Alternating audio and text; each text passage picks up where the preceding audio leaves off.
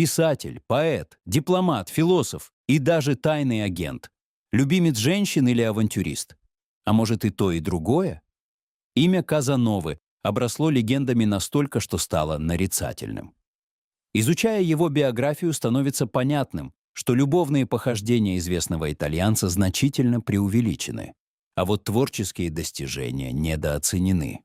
Джакомо Джироламо Казанова, шевалье де Сингаль, скончался 4 июня 1798 года. До этого он успел объездить пол Европы, включая Львов. В этом видео топ-5 самых интересных фактов о Казанове, то ли правдивых, то ли выдуманных. Такую удивительную версию несколько лет назад выдвинули исследователи его биографии. Известно, что Джакомо Казанова родился в Венеции, в семье бедных актеров.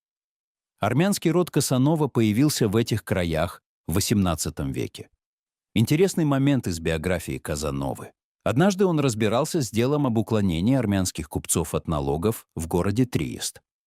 Возможно, для общения с купцами он использовал язык, который хорошо знал — армянский.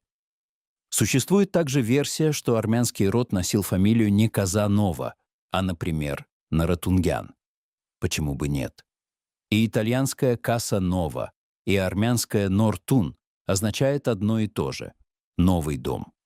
К слову, на стене строения номер 3082 по улице Кале Малипьеро в Венеции есть памятная табличка. Она сообщает, что 4 апреля 1725 года здесь появился на свет Казанова. Однако историки точно знают, что герой-любовник родился в доме неподалеку и воспитывался бабушкой. А в этом доме он жил только с 15 лет. Чтобы и дальше зарабатывать на интересе туристов, табличку не меняли. Говорят, успех пришел к Казанове, когда он оказался в одной гондоле с венецианским сенатором Джованни ди Маттео Брагадином. Якобы бедолагу хватил удар во время возвращения с веселого застолья. Джакомо Казанова совершил необходимые реанимационные действия и откачал бедолагу. После этого сенатор то ли усыновил спасителя, то ли стал его покровителем. Якобы денег, выдаваемых сенатором своему ангелу-хранителю, с лихвой хватало и на азартные игры, и на путешествия по европейским карточным домам. Алчность заставляла меня играть. Мне нравилось тратить деньги, и мое сердце обливалось кровью, когда эти деньги не были выиграны в карты, писал в своих мемуарах Джакомо Казанова. Он продолжал играть на протяжении всей жизни, и даже став блестящим игроком, и все равно продолжал жульничать за столом. Удивительно, но с такой бурной жизнью Казанова успевал писать романы, мемуары и пьесы, которые ставили в театре. Например, в своем фантастическом романе «Икозамирон» он описал путешествие брата и сестры в центр Земли, опередив задумку Жюля Верна. Только 100 лет спустя мир увидит легендарное путешествие к центру Земли. Джакомо Казанова писал о дальнейшем разрушении идиллии утопического мира, предугадал изобретение снарядов с отравляющими веществами, появление автомобиля и самолета, возникновение телеграфа и телевидения. В мемуарах «История моей жизни» Джакомо Казанова описал целую эпоху, размышлял о политике, религии, описывал города, людей и нравы. Любовные истории составляли лишь небольшой процент его мемуаров.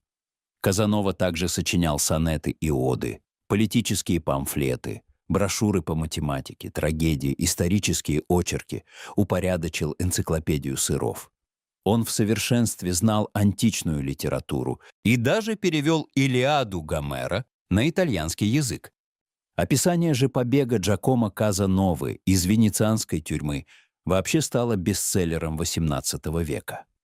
Якобы из-за интереса к мистике и оккультизму, а также причастности к масонским ложам, Казанову арестовала Святая Инквизиция.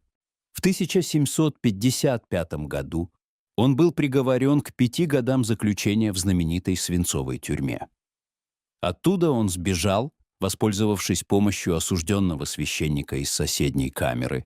Беглецы железной пикой проковыряли дыру в потолке, выбрались на крышу, а уже оттуда спустились на землю по тюремным простыням, связанным вместе. Правда, часть биографов полагает, что из тюрьмы Казанову освободил его сенатор-покровитель. Однако в архивах тюрьмы все же имеется запись о ремонте крыши, как раз после его побега. Джакомо Казанова вел дневник, в котором подробно описывал всех своих женщин и любовные похождения.